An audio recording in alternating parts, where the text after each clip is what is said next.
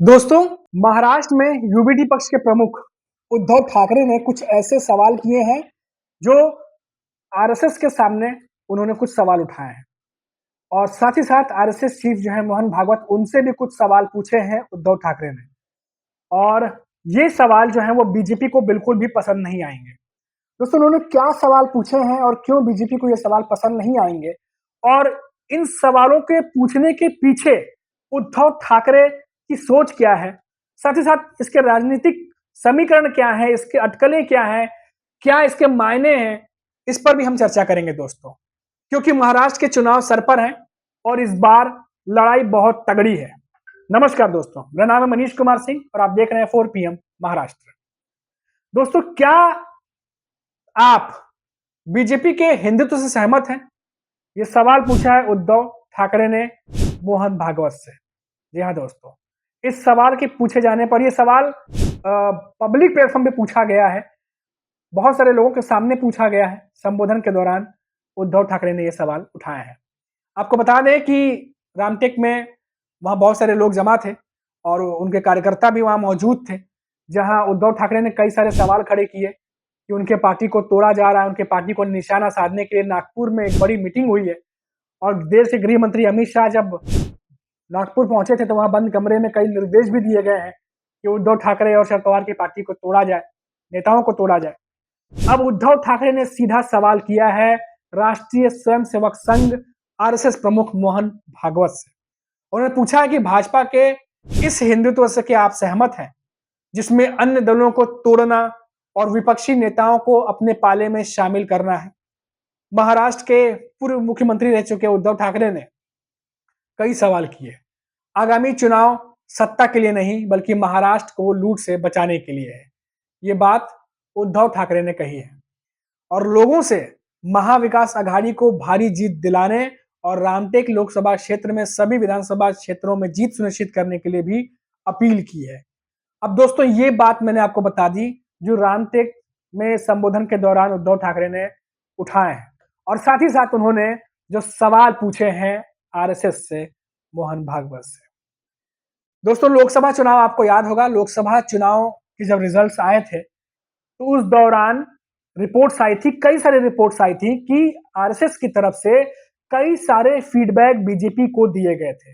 और जो कार्यकर्ता हैं आरएसएस के, जो जमीन लेवल पे काम करते हैं, उनकी तरफ से भी कई सारे फीडबैक बीजेपी को दिए गए थे। लेकिन बीजेपी के जो शीर्ष के नेता हैं उन्होंने इन बातों को अनसुना किया,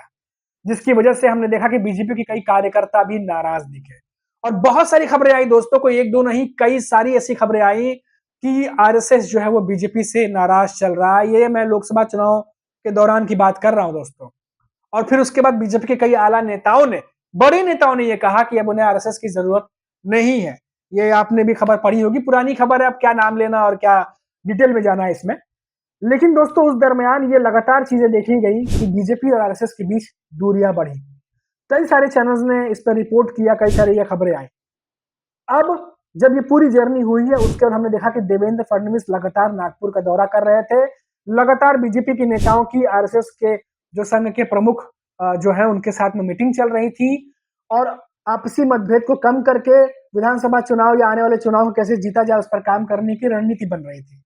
उस दरमियान देखा गया कि महाराष्ट्र के महायुति के कई नेता भी नागपुर पहुंचे और वहां मीटिंग हुई।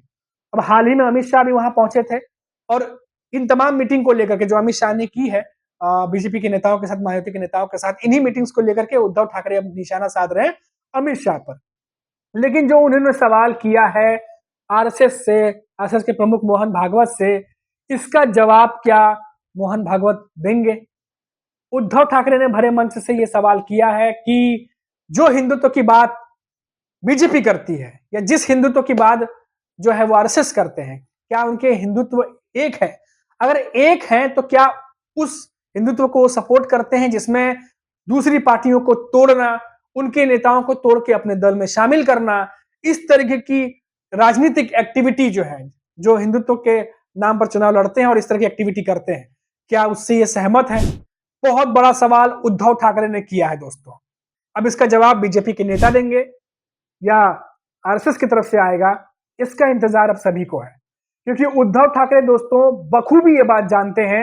कि महाराष्ट्र में हिंदुत्व का वो मुद्दा जो बीजेपी की तरफ से या बात करें तमाम नेताओं की तरफ से बीजेपी के जो बाकी स्टेट में जिस तरीके से किया गया, वो हिंदुत्व का मुद्दा महाराष्ट्र में उस तरीके से नहीं चला दोस्तों। क्योंकि उद्धव ठाकरे की जो यूबीटी पक्ष है, वो खुद भी कहीं न कहीं हिंदुत्व के मुद्दे पर जो है पहले बात करती रही और अभी भी करती रही है। लेकिन एक इमेज जो उद्धव ठाकरे ने बदली है, वो अलग तरीके से बदली है जिसमें वो सभी को साथ लेकर चलने की बात करते हैं। लेकिन अभी भी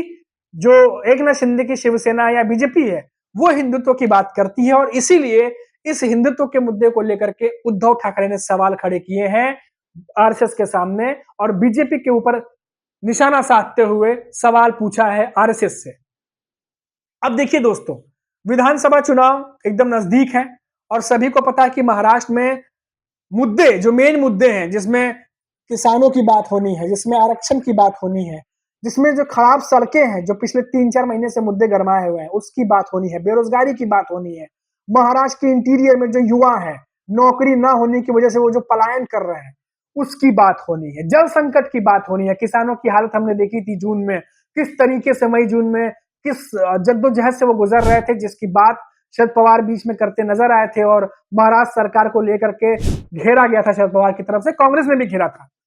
तो ये मुद्दे मैं इसलिए बोल रहा हूं दोस्तों क्योंकि इन मुद्दों के बाद इन मुद्दों पर बात होगी, लेकिन आपको पता है कि चुनावों में मुद्दों को ढकने के लिए बेबुनियादी अलग थलग तरीके से जो है वो बयानबाजी की जाती है। मुद्दों को दबाने के लिए, मेन मुद्दों को दबाने के लिए नेता अंट शंट भी जो है वो बोलना शुरू करते हैं एक दूसरे के खिलाफ और अलग अलग तरीके से बयान देते हैं। और क्योंकि एक प्रमुख नेता जिसको लाखों लोग फॉलो कर रहे हैं, जब वो उटपटांग ढंग से बयानबाजी करता है तो वो सुर्खियां बनती है कि उन्होंने ऐसा बोला, उन्होंने वैसा बोला और दूसरे पक्ष के नेता भी उसको घेरने के लिए उनके बयानों को, गलत बयानों को लेकर के बयानबाजी करते हैं और इन सब के बीच जो मेन मुद्दे हैं वो कहीं ना कहीं फिर सेकेंडरी होते हुए दिखाई देते हैं। ये मैं बात इसीलिए कह रहा हूं दोस्तों क्योंकि लोकसभा चुनाव में हमने देखा महाराष्ट्र में कि किस तरीके से एमवीए की तरफ से जो मुद्दे थे वो उठाए गए, लेकिन जो मौजूदा सरकार उनकी तरफ से कई सारी ऐसी बातें कही गई जो मुद्दों से संबंधित नहीं थे। अलग अलग तरीके से बातचीत हुई, चाहे वो देश के प्रधानमंत्री नरेंद्र मोदी महाराष्ट्र में आए हो तो उन्होंने भी अलग अलग तरीके से बातें की, जो महायुति के नेता थे उन्होंने भी अलग अलग तरीके से बातें की और इसीलिए इस बार जो महायुति के नेता हैं वो